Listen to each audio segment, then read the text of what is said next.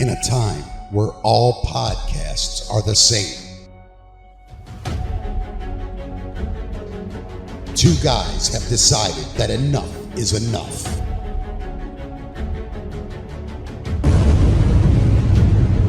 This is the League of Unextraordinary Gentlemen. Welcome, ladies and gentlemen, to episode 2 of the League of Unextraordinary Gentlemen. You know, I think I fucked up our first podcast. Fucked that up last and time. called it the League of Extraordinary Gentlemen. But we, my friend, are not extraordinary, not by a long shot. So it's nice. We have a new studio once again. Mickey Coachella, he just, he never ceases to amaze me. He always upgrades us. Every time I think we're somewhere and we're going to stay there for a period of time, like more than one episode, boom, just moved it out. New background, new studio. It's all new for episode 2 of the League of Unextraordinary Gentlemen. Eric, how was your week? It was good. It was good. I was pretty busy. Yeah. Pretty busy. You know, the holidays are arriving. Yes, so, they are. You It's know, that time of year. It is. You know, I have a sick grandmother Do you? that I tended to Did you? up in Maine. You went to Maine? I went to Maine this weekend. How long were you in Maine for? You haven't been gone very long. 48 hours. Okay. Flew up Friday night. How sick is your grandmother? She's pretty sick. It's complicated, Okay, but we can't talk about it? I mean, we can, but Like, is she deathly ill? yes. I mean, yes. Was definitely about 4 weeks ago. Okay. Making improvements. Hey, did your presence help, you think? I think it did. What did you do? Did you tend to her? Did you wash her feet? Well, I ate meals with her, and I showed her all the pills that I had to take along with her to kind of motivate her to. What kind of pills do you take? I take a lot of supplements. Totally different. She's taking hers the I know, but she doesn't know that. All right. Well, It's like dealing with a child, you know? It's like we all revert back, so. yeah, well, that's good. Well, listen, we've had an overwhelmingly great response to the first episode. Yeah. And so we said, fuck it, let's do another episode, right? So Why not? My week was pretty good. As you know, my dog got really ill. My grandmother, your dog. Your grandma. I bet my dog cost me more than your grandmother cost you. Plane By tickets far. all in. How much did it cost you to get to Maine? Maybe $500. All right. So my dog, I wake up on like a Monday morning. He's licking himself. I thought he was like licking his balls. I'm like, hey, stop! He just kept licking himself. And I look over this side of the bed. He had like this contusion abscess that had gotten like half the size of a grapefruit on his shoulder and burst. Just like covered in blood. So I'm like, oh no, I better take him to the vet. Not at this point, there's not much I can do. Take him to the vet, fly, then they're like, hey, he's got a fever of 104. We can't do anything for him. Take him to the emergency room.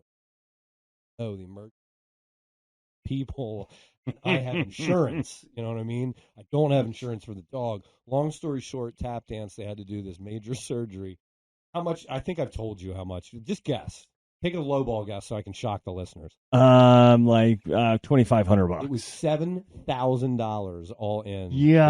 I had this surgery for my dog, and then they called me back last week and they told me it was a cyst. So, and then a bunch of like hair follicles in there and stuff. So I don't know if I got taken to the cleaners. So wait, it sounds to me like it was just an ingrown hair. Yeah, sort of, but I think it burst internally, could have poisoned his blood. All kinds Well, of yeah. shit. I mean, it was big, but Let me ask you this, because I found myself having to question this. How much would you spend? And now remember, this dog's only a year old. If he was like 10 years old, that would have been it, I think, for old Sirius. Yep. How much were you willing to spend on health care for an animal? I was close to my limit. I think if it got over $10K, and that's a lot of money. It's not like I'm a fucking comic. I don't sit here ripping down tons of cash. That was like I had to tap into my savings to save my dog's life. How much would be your limit? My first thought is I'm glad I don't have to make that decision. But you might one day. How old? I know he's same age as Sirius. He's maybe a couple Put weeks. yourself in my shoes. Oh, I Your did. dog's And sick. You're. At I the would vet, probably and you're go, calling me, and like- they're going, hey, look, this is what it takes, and you're talking to the surgeon. You're not talking to some fucking schmo that's trying to get you. To I'd pull say your wallet 5 out. to 7 is about the line, and then it's one of those like I'll do this one time, and then if we go around with something else after this, Yeah. it sucks. It's a year-old dog. That Like was also a Christmas gift from Yeah. Santa. Oh, I know. How do I explain that yeah. Santa gave us a defective dog? How does that work? And then I was also thinking, like, God, if this dog dies, You've been awful this year, child. This is what happens when you're bad. No, I was thinking, God, I'm just going to have to replace this thing before she gets back here for the weekend. Like a goldfish. Remember this, though? I had to drive to fucking Ohio to get that dog, like, through a blizzard. I drove, like, 12, 15 hours in a day. I was like, man, I hope I don't have to drive. I love this dog. I didn't want to have these thoughts, but I was like, Christ, do I have to drive to Ohio again this year? Yeah, man. And he just looked different. His spots would be different. How do I explain that to my kid? Like I said, the whole time you were talking about it, I was like, I am not envious of you having to make those. And they're like split-second decisions that you have to make. Well, on a better note, the Thanksgiving holidays this time of year, do you guys have any nice traditions for Thanksgiving? It's not really a tradition. It's just juggling the family, 1 year we're with hers and then the next year we're with mine. Understood. That's the extent of it. I don't want to date the show too much, but I have to tell this story because it was Thanksgiving. We have a tradition like no other in my house. Right. My sister shows up completely fucked up and just falls asleep and breaks stuff. And it's lovely. The whole family gets your involved. Actual sister? So my sister showed up at the house. I don't think I've ever met your sister. It's probably good. She's had some drug issues in her adult life. But so we were like, we're not sure if she's coming. She missed my wedding. And she called me like 3 straight weeks ahead of time. Like, hey, I didn't RSVP, but I'm coming to your wedding. My daughter and I are coming to your wedding. I'm like, wedding comes and goes. She's not there. I don't hear from her for like a month and a half. And she just shows up at Thanksgiving, right? And we're all eating like in the dining room, and all of a sudden, I think she was on heroin. I think because she like nodded out and dropped a plate like right in the kitchen, and then later on we were all at the table and she was food, and she just did like a face plant in the mashed potatoes, like a cartoon character. Yeah, like she fucking nodded out. And then we found her like several times, just like passed out in various chairs around the house. But it's the most wonderful time of the year. You have anybody in your family that just gets obliterated at family parties and embarrasses you? No, my family. I mean, I usually take you along, and you're that role. You know? But I'm usually uppers. I'm zippity right. bang bang. You know. Yeah, no, I mean slippy slappies, those kind of things. When I was in Maine, like it came up the family reunion that we took you to, and my uncle was dying laughing because he was like, he went. First person he introduced himself to was your dad's bastard son from the Navy days. I did. I was walking your family. And it was my mom's side of the family. Mom's family is super religious too. They'd be like, "And who are you?" I say, "I'm Al's bastard son." You're like, "I'm his illegitimate child from the Navy days." You're like, "Oh." And that was a dry party where we were drinking minis out in the parking lot. Out in the parking lot, yeah. Anything else that you want to talk about in your week? Yeah, we can move on. All right. Last thing I wanted to say was we've had some deaths this year, some significant deaths as we do every year. Mm-hmm. But I just wanted to point out because they both died this year. Did you realize that Norm McDonald and Bob Dole died in the same year? Do you remember that Norm McDonald famously made that Bob Dole impression? Right. Yeah. The irony. The irony, right? How do you like that? How do you like that? I think Bob Dole was far older than Norm McDonald. Yeah, Norm was like quietly battling cancer. Yeah. He was supposedly a really great dude. Yeah. Mickey said he sucks. He said he hates him. He said he couldn't stand working with him. Norm McDonald. You hated Norm. Oh, it must have been. Is that right? Wow. 98. And I think Norm was like 61, maybe. How old are you, Mickey? You're going to split the difference between the two? I'm 53. God, Mickey's in business gear today. He's business Mickey. All business. He got Bob the collared Dole's shirt, too. everything. Oh, I've never seen Mickey in a collar. He's usually wearing like a Megadeth t-shirt. Never worn Sorry, in my Slayer. I've never worn I've never. Who's your favorite band? Ever? Yeah. Sorry, the AC/DC t-shirt. You're right. They're Australian. Oh God. Scottish. Oh man. Anything else happening for you got the holidays coming up? Do you decorate for the holidays? I did. So Black Friday week. I don't know if I can say that anymore, but Black Friday, African American Friday. Okay. So that's the day we get the tree, and this year I decided exterior illumination. All right. You're gonna get out there. Took a stab at it. Yeah, I took a stab at it, and I got 1,000 lights between the tree inside and then the outside, thinking this should do the trick. Okay. Are I'm you like, like this competing in your neighborhood? Are you trying to like be better than another neighbor? What is the They motivation? do have a competition, but I'm so amateur at it that I'm not really trying to put my hat in the ring right now. I'm just doing it for the kids, just so they can say that they have for the kids. You It's all know, about the doing it for the kids. All right. I put all these lights up, and it is sad. Sad little 1,000 lights That sounds is about right. nothing. I mean, let's be honest. You're a guy who restores his foreskin. If you were going to put some lights up, it's going to be. So I drank a lot that day. I was Mm-hmm. really feeling the cheer, And so that night, my wife had set up like a sleepover for the girls with our neighbor across the street, Patrick. He's our merch guy. Patrick's great. And what happened? Brought the daughter over, and I was like, "This is kind of your thing. You set all this up. I'm really not going to be involved." And I steered clear of it. And about 30 minutes into the evening, Patrick's daughter spilled an entire mug of hot chocolate on the carpet in the living room. Oh, no. Is this, by the way, is this what's wrong this week? We didn't actually lead into your. No, this is not. Right? This is not. You no. better wrap it up. You've got the producers tell me you got 1 minute left to tell the story, maybe even 30 seconds. All right, it's almost done. You guys probably took more time to tell me to hurry. God damn it, Eric! Would you hurry up? So my wife's like, "Oh, it's my fault. And I'm like, "All right, whatever. Okay." Again, I ignore it, and she gives her a fresh new cup of hot chocolate. I'm like laying on the couch. 30 minutes later goes by. 30 minutes later, and I'm like, "Should probably move that. I think they're getting done." Mm-hmm. Boom! Spilled another mug of hot cocoa all over another bee sting. Son of a bee sting. So I spent the night trashed, steam cleaning the carpet. That's good. Well, Eric, I'm going to be honest with you. That's what's wrong this week. You're going to have to save your next one. All right. Because it did end with you bitching about doing some steam cleaning. Okay. All right. Lovely, lovely evening. We can do that. We can morph it in. Morph it in. And I wanted to bust Patrick's balls so when he listens to this. No worries. No worries. Any new shows or movies that you've watched lately? We do like to educate the audience on anything new. Still watching The Wire. Okay, move on. Very good. Great.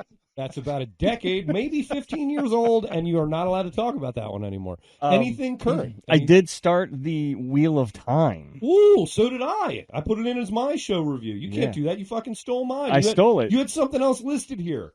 You're such a liar. Where's mine at? Yours was The Many Saints of Newark, and you said you weren't real impressed. Right, yeah, but I was also going to talk about the Wheel of Time, but I think we can both talk about that. It's okay. Well, I have to stick to the script. Eric, have you seen Amazon's The Wheel of Time?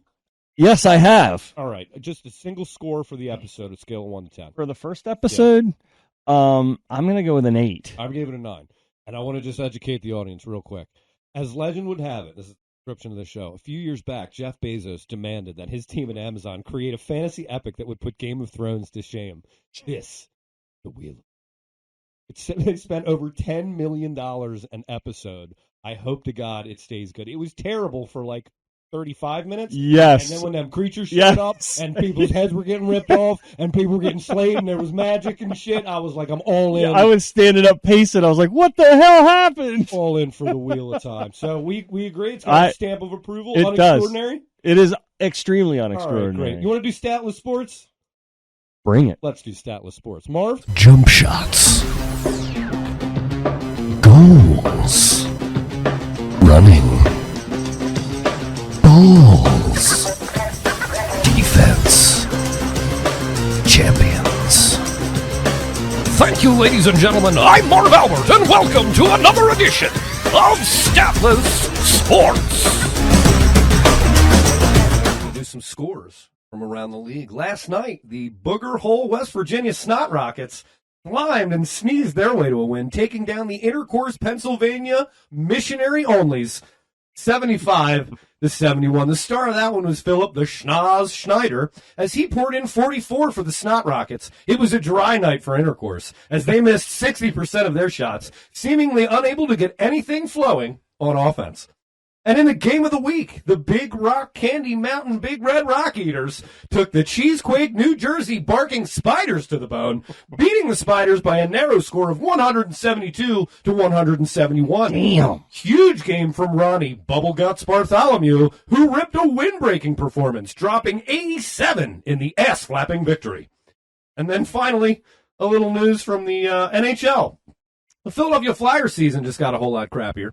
Because on the day that they fired their head coach amid a losing season, police canines defecated all over the center ice logo. Just after the team canned their head coach, several dogs from the Philadelphia Police Department took a trip to the Wells Fargo Center, and you can see the visit. They shit all over the Flyers logo.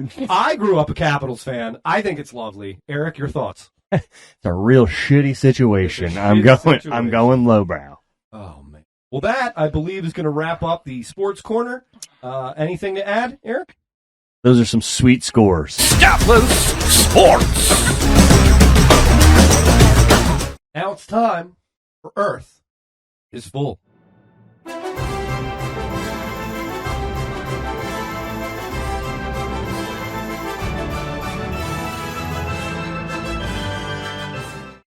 Eric, would you like mine first, or do you have a person you want to lead with?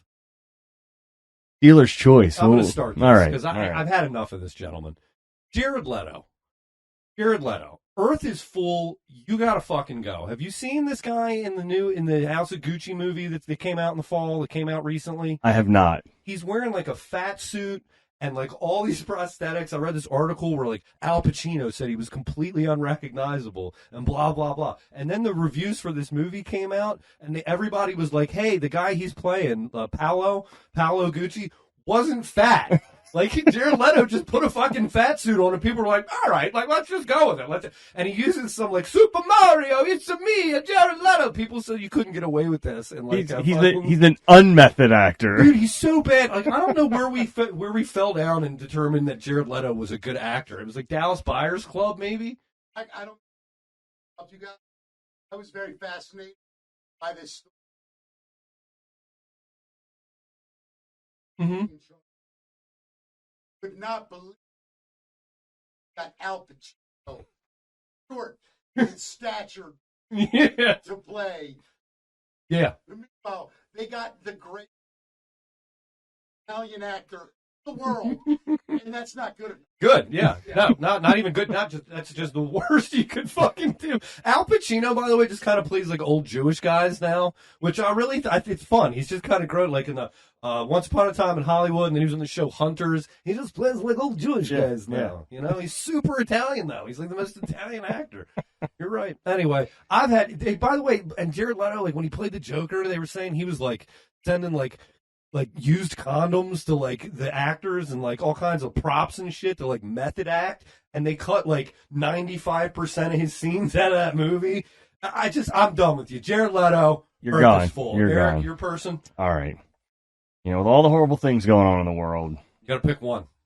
Oh, I've got a handful Yeah, here. no, you got to pick one. I got to pick On a one. time count. Ooh, that's going to be tough. Your hot chocolate story took up half the show. All right. I'm going to go with Machine Gun Kelly. Ooh, okay. I can maybe get down for some of this. A,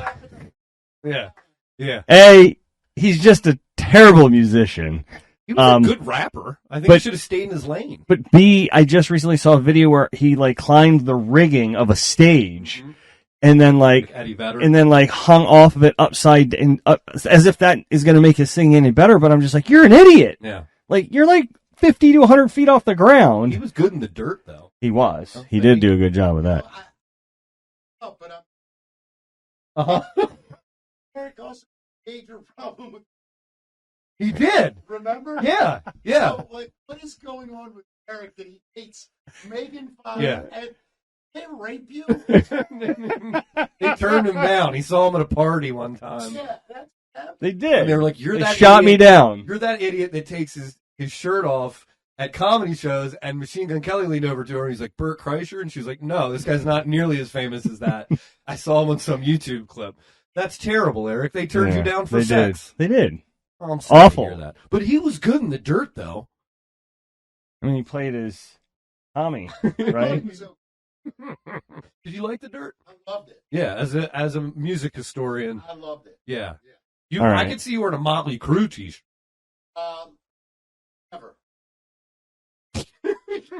All right. I wouldn't wear a Motley Crue. You want to move on to what's your point? Asking. Yeah. You're the guy that's got the questions from the audience. You have them. Oh, I do? Send them to me? All right, here's a little bit we like to call what's your point. This is when you, the listeners, get to call in. email in. We don't allow you to call in, but you know what I mean. Contact us via social media, text message, whatever it may be. We answer your questions, your most burning questions for the unextraordinary gentleman. Eric? This one's for me. You want to ask it to me? Sure. Mm-hmm. Comes from Christy. Mm-hmm.